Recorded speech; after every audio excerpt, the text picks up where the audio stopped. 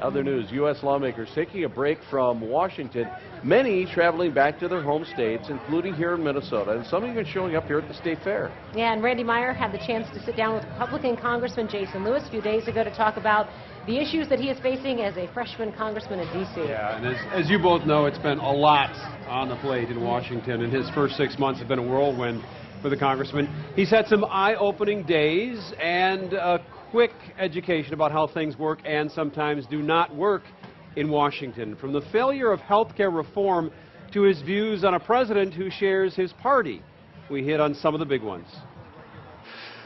Congressman Lewis, big topics in Washington. The most recent one that seemed to grab the ire of many of your constituents is repeal and replace Obamacare. Didn't happen. Congress sent the Senate a bill, House sent the Senate a bill, wasn't palatable to the Senate.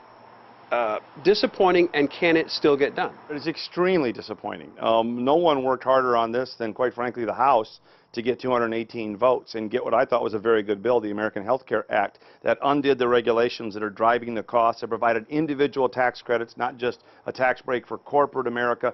All the Senate had to do was pass their skinny repeal, which was never going to get voted on in the House, and move our original bill and their skinny repeal to conference committee.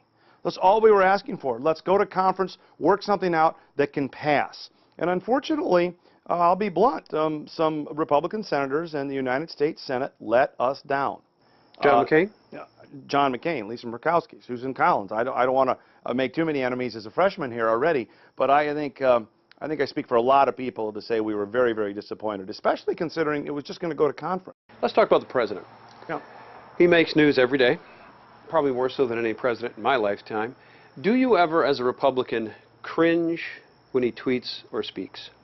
Well, I don't know about cringing, but are there days where I wish he wouldn't step on the lead? Sure. I mean, the day we repealed and replaced Dodd-Frank, other than Obamacare, Dodd-Frank was the Democrats' signature law. The House of Representatives repealed and replaced that law that was killing community banks and credit unions. The day we did that, James Comey testifies. Guess what gets the headline? So, in that sort of way, the drama at 1600 does step on what we're trying to do in the House.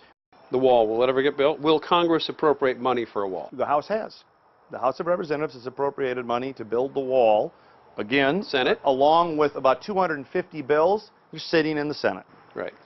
So we'll see. But I do think before we get to something like comprehensive immigration reform, which, by the way, I am open to and a lot of people think we need to get it done, you have to assure the American people that you've controlled the border.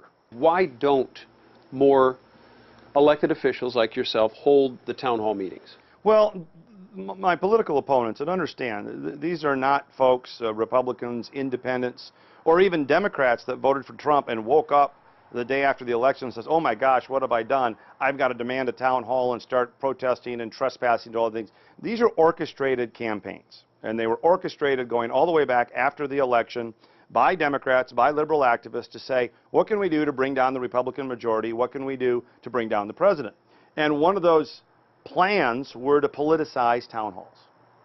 And if you don't do a town hall, one that turns into a spectacle, and dare I say a melee in some cases, why then you're not doing your job. And if you do the town hall, why then we're going to get the kind of videotape we can use in a campaign against you. It's sort of a form of political extortion. Congressman Lewis has been around politics and talked about politics on his radio show and as a pundit much of his life. But even for him, Washington has been an eye-opening, sometimes frustrating, but at times very satisfying place to do the people's work. And Jeff and Kelsey, I asked the congressman to describe for me his first 6 months in Washington as a freshman congressman in one word, and he answered it with simply challenging. Oh, yeah. Something we've all heard and seen just in our jobs as well. I think a lot of the constituents might use another word. Well, but, yes. but so it goes with politics. Absolutely.